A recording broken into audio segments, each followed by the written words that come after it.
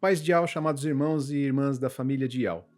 Sejam muito bem-vindos a mais um episódio que eu prometo vai desafiar tudo que você achava que sabia sobre o assunto. Hoje nós vamos tocar em uma ferida antiga, uma controvérsia que por vezes parece pequena, mas que carrega o peso de séculos de interpretação. E, mais importante, a profundidade do sacrifício do nosso Salvador, do nosso Messias. Prepara aí o seu coração e a sua mente, porque hoje nós vamos falar de verdade, sem filtros, sem rodeios. A pergunta é direta e a resposta mais complexa e dolorosa do que muitos imaginam. O Messias Yahshua, ele morreu numa estaca ou numa cruz? Eu levo os 4 fundamentos: imersão e oração, jejum e o partir do pão. Apesar de mergulharmos nos detalhes, precisamos sentir o que foi a crucificação. Não foi uma morte qualquer. Foi a mais humilhante e dolorosa forma de execução já concebida. O filósofo Sêneca, um romano pagão, ele preferia o suicídio a essa morte. Imagina o horror, a crueldade impensável. A crucificação era um espetáculo de humilhação pública, onde a vítima ela era exposta nua, alvo de escárnio, e a sua morte trazia vergonha indelével para toda a família. Não era apenas dor física, era uma aniquilação total da dignidade humana. Essa é a primeira camada que nós precisamos rasgar. Não importa como ele foi pregado, mas o que isso representava. A maldição do madeiro. The Magic Crucifixion Gem in the British Museum, um artefato histórico importantíssimo, nos mostra que a crucificação era uma realidade brutal, com descrições de sofrimento intenso. É uma gema gravada pouco conhecida, um entalhe em hematita no Museu Britânico. A gema é minúscula, ela mede apenas 3 cm por 2 cm, e ela pode ser datada de 170 a 190 depois de Yahshua. De muitas maneiras, é típica das gemas mágicas produzidas na Síria e no Egito nos séculos II e III. Há uma diferença crucial entre o grafite de Alexiamenos e a gema da crucificação. Uma foi produzida por um forasteiro e refletia a visão confusa e hostil dos cristãos entre a população romana pagã. Como tal, ele fornece informações sociais valiosas. Os cristãos eram ridicularizados, mas também tolerados até certo ponto. A outra é um produto cristão, esculpido, com carinho para expressar o simbolismo da crucificação. É a partir da gema menos espetacular que podemos obter um conhecimento mais aprofundado do cristianismo dos primeiros séculos. Isso era real, tangível e horripilante. Por que essa discussão é tão importante? Porque muitos, baseados em uma interpretação literal e isolada do grego stauros, como poste ou estaca, eles afirmam que Yahshua morreu em uma simples estaca vertical.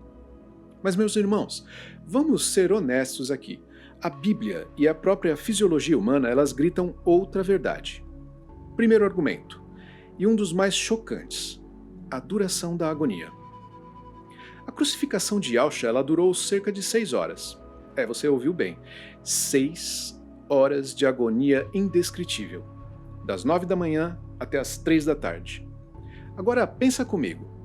Uma morte em uma estaca vertical, onde as mãos são pregadas acima da cabeça, ela leva à asfixia muito mais rápido. O corpo sem apoio, ele desce, comprimindo os pulmões. Dado o estado de Yahshua, açoitado, com sede, exausto, ele não teria sobrevivido 6 horas em uma simples estaca. Seria questão de minutos. Talvez 1 ou 2 horas no máximo. A morte seria rápida. Um rápido alívio, se é que se pode chamar assim. Uma cruz com a viga transversal, ela permite ao crucificado um tempo maior de apoio. Um suporte doloroso para que ele possa se erguer, respirar e prolongar a sua agonia. É cruel, é sádico, mas é a realidade que se alinha com as Escrituras. A morte mais rápida na estaca, aquela estaca vertical, ela vai contra o relato de 6 horas do sofrimento. Para você ver, em 1948, o médico austríaco Hermann Meder, Ele mostrou que se uma pessoa é empalada com as mãos pregadas diretamente acima da cabeça, ela morre por asfixia em aproximadamente 6 minutos. Diferente, muito diferente do que na morte da cruz, que demorou 6 horas para acontecer. Então, vai contra as Sagradas Escrituras a morte na estaca. Como diz o professor do Departamento de Patologia da Universidade de Columbia, nos Estados Unidos, Frederick T. Zugib, com a ajuda de experimentos muito precisos, escritos na revista Bible Review, de abril de 1989, se intitula Duas Questões sobre a Crucificação, ele mostrou que se alguém fosse pregado, com os braços estendidos, formando um ângulo entre 60 e 70 graus, essa pessoa não fica asfixiada e pode permanecer viva por várias horas. A conclusão óbvia derivada disso é que Yahushua não pode ter sido pregado com os braços estendidos para cima, como a torre de vigia ela vem dizendo desde 1936. Mas ele deve ter sido crucificado com os braços esticados para os lados. Imagina a dor a cada respiração, a cada tentativa desesperada de erguer o corpo para buscar o ar que se recusava a vir. 6 horas. Uma eternidade de sofrimento por amor a você, por amor a mim. Essa imagem, essa agonia, nos faz questionar o que realmente aconteceu. Mas não para por aí. Vamos ao segundo argumento, um detalhe que muitos ignoram, mas que é crucial. Em Mateus 27:37, nos diz que a placa com a acusação "Este é Yahushua, o rei dos Yaldim", foi colocada por cima da sua cabeça. Pensa comigo. Se Yahushua ele estivesse em uma estaca vertical, com as mãos pregadas acima da cabeça, essa placa não estaria por cima da cabeça, estaria no máximo por cima das mãos. Para que a placa estivesse verdadeiramente acima da cabeça, onde todos pudessem ler, é imprescindível uma viga transversal, uma cruz. Não há outra lógica física e visual que se encaixe no relato bíblico. E o peso? É o terceiro ponto. Os condenados à crucificação eles carregavam o patibulum, ou patíbulo, aquela viga horizontal da cruz, em sua via dolorosa. Esse patíbulo ele pesava em média cerca de 60 quilos. Uma carga extenuante para qualquer homem. Imagina para alguém que acaba de ser brutalmente açoitado. Veja, o peso do patíbulo, 60 quilos em média, da viga transversal da cruz latina, que já é difícil de ser carregado por um humano médio, você imagina o peso de uma coluna, que é maior. Impossível, para um flagelado debilitado. As escrituras atestam que Yahushua chegou a carregar sua cruz, ou melhor, seu patíbulo. É um fato histórico corroborado por diversas fontes. Carregar uma estaca inteira, muito maior e mais pesada, naquele estado, seria literalmente impossível. Isso corrobora com o uso da cruz latina, onde o poste vertical ele já estava no local de execução. É um detalhe que grita a verdade. Agora preparem-se para o argumento que, para mim, é o ponto central, É realmente o que resolve o problema. A prova que sela essa discussão. João 20:25. O apóstolo Tomé, em sua incredulidade, ele declara: "Se eu não vir em suas mãos o sinal dos cravos", sim, no plural, "e não puser o meu dedo no lugar dos cravos, e não puser minha mão no seu lado, de modo nenhum eu crerei." Parem e pensem nessa frase crucial, o sinal dos cravos. No grego original, ton, tipon ton, helon. É fundamental, cravos está no plural. Isso não é um detalhe, é uma exigência gramatical. Significa no mínimo 2 cravos para as mãos. Em uma estaca, as mãos seriam sobrepostas, pregadas por um único cravo. Isso geraria o sinal do cravo, no singular, ou os sinais do cravo, se referindo às marcas, mas o cravo ainda no singular. Mas nunca o sinal dos cravos, no plural, referindo-se a múltiplos instrumentos de pregação. O plural cravos, em João 20:25, exige que as mãos estivessem separadas, uma para cada cravo.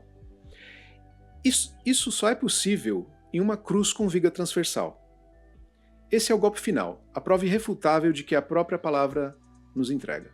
Mas existe a crença de que o Evangelho de João ele não tem uma autoria definida, e em alguns pontos ele relata de forma contraditória a história, e com acréscimos, com relação aos outros evangelhos que são coerentes entre si.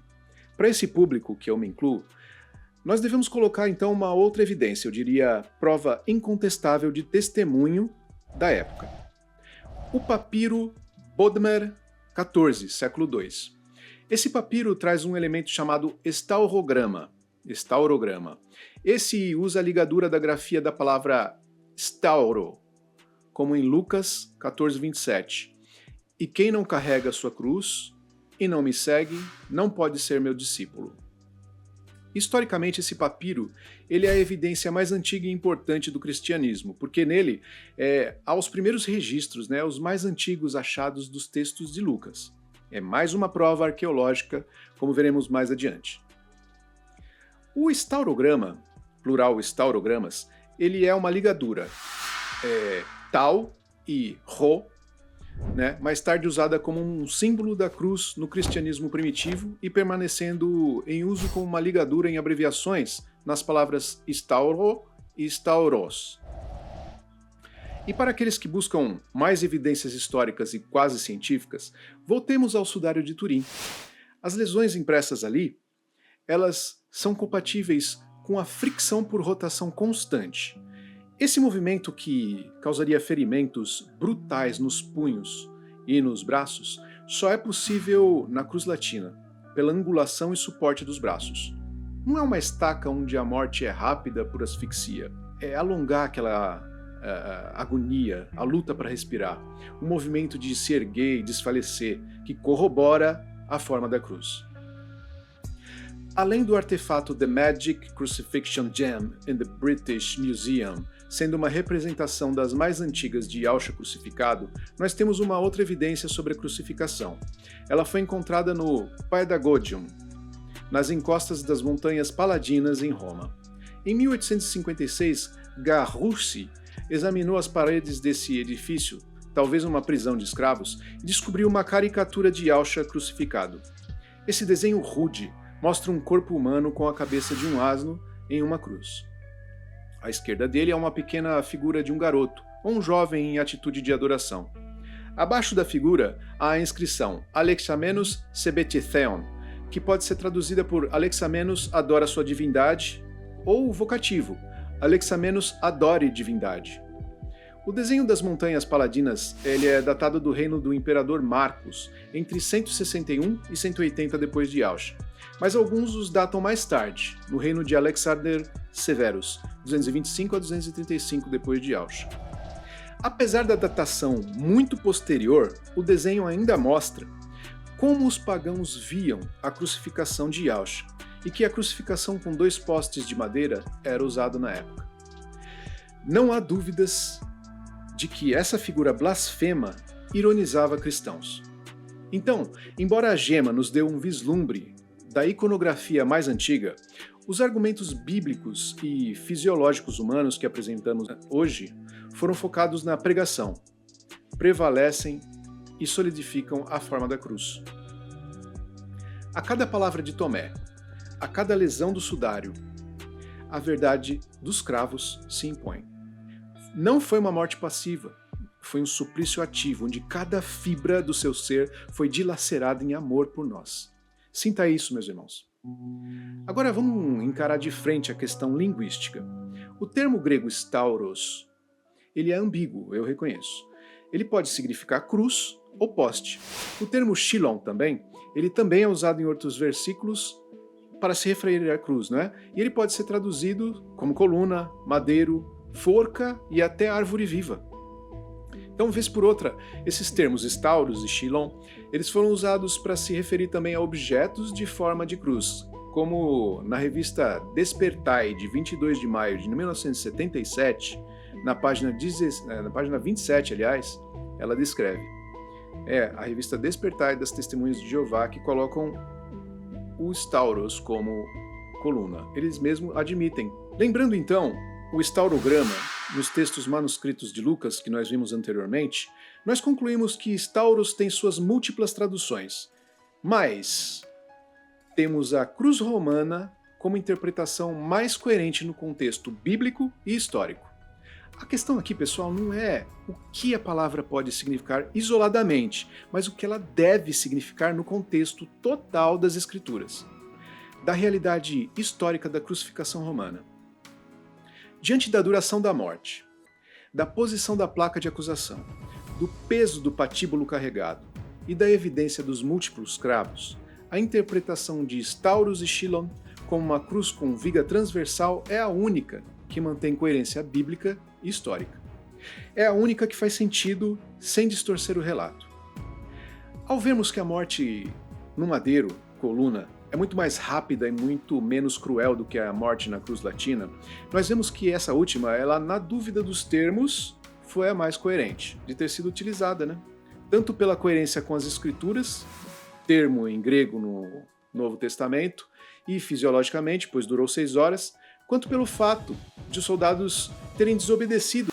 O flagelo eles utilizaram o mais cruel, ao invés do mais comum, tendo também utilizado a crucificação como mais cruel, fazendo essa analogia. É uma questão de honestidade intelectual e fidelidade à narrativa completa do que Yahshua suportou. Não se trata aqui de preferência, mas de evidência esmagadora. No fim das contas, por que tudo isso importa? Eu sei, parece um debate de detalhes. Em 1968, construtores trabalhando em Givat HaMivtar, um subúrbio de Jerusalém, eles descobriram uma tumba judaica datada do 1º século depois de Yahshua. Nessa tumba havia um ossário, cuja inscrição dizia Yohanan, que é João, filho de Hagkol. Eram os restos de um homem por volta de 20 anos que havia sido crucificado. A evidência se baseia no osso do calcanhar, que tinha um prego de 11,5 cm. Ao que tudo indica, o prego ao entrar na madeira ele ficou preso de tal forma aos pés que foi impossível de tirar os pregos na retirada desse corpo. Foi encontrado também, entre a cabeça do prego e o osso, um pedaço de madeira, madeira de oliva, que pode ter sido usado para aumentar aquela área da cabeça do prego e evitar que a vítima soltasse os pés. Então, mesmo que as evidências arqueológicas, como calcânios com cravos inseridos encontrados em caixas funerárias, são detalhes importantes. Mas, mesmo que isso grite, não é o ponto principal. O que importa, acima de tudo, é o propósito do sacrifício do Santo Cordeiro. Em Gálatas 3,13, Paulo nos lembra de Deuteronômio 21:23. Maldito todo aquele que for pendurado no madeiro. A maldição. Sinto o peso dessa palavra. Yahshua se deixou matar de forma destinada a malditos, cumprindo a lei, e tomou sobre si essa maldição em nosso lugar. Não importa se foi numa estaca simples ou numa cruz elaborada. O que importa é que ele foi pendurado. Foi maldito para os romanos e judeus para que nós pudéssemos ser benditos. Ele foi o Cordeiro Imaculado, o Yahshua, cujo nome nós aprendemos e pregamos, significa Yal, salva, contendo o próprio nome divino do seu pai, Yal. Ele veio para nos salvar dos nossos pecados. A forma da crucificação brutal como era, apenas sublinha a profundidade do sacrifício. Não é sobre o formato do madeiro, mas sobre o mestre no madeiro. Sinta a dor, compreenda a profundidade do sacrifício. É o primeiro passo para uma gratidão que transforma. Ele não apenas morreu, ele sofreu aquela maldição por você para que você tivesse vida eterna. Ele aceitou a pior morte para nos dar vida. Isso é amor, meus irmãos. Isso é sacrifício. A conclusão que tiramos hoje, baseada nas escrituras, na fisiologia humana, na arqueologia e na lógica mais simples, é clara e inegável. As evidências apontam de forma esmagadora que Yahshua foi executado em uma cruz latina com a sua viga transversal. Mas o mais importante não é a forma, como eu havia dito. É o amor, é o ato, é o sacrifício supremo. Ele se entregou de uma maneira tão cruel para que você e eu tivéssemos vida e vida em abundância. A crucificação foi o ato máximo de amor e redenção já visto na história do universo. Que a imagem então da cruz, não importa como a imaginemos, ela nos lembre sempre que a maldição que Ele tomou sobre si e a bênção que Ele nos deu, que nos impulsione a viver uma vida digna de tão grande salvação. Família Dial, essa foi uma conversa sem filtros, por vezes dolorosa, mas necessária. Eu quero muito saber aí agora o que vocês pensam sobre isso. Qual que é a sua perspectiva, as suas interpretações? Compartilhe nos comentários abaixo e vamos continuar essa jornada de fé e conhecimento juntos, com respeito e amor. Se esse episódio tocou seu coração, se ele te fez pensar profundamente aí sobre o sacrifício do nosso Yahshua, por favor, curta esse vídeo, compartilhe com seus amigos e familiares para que ele chegue a mais pessoas e que também buscam a verdade. Inscreva-se no canal se ainda não for inscrito e ative o sininho para não perder nenhum dos nossos próximos conteúdos. Que a graça e a paz de Al sejam com todos vocês. Até a próxima, pessoal. Até a próxima, família.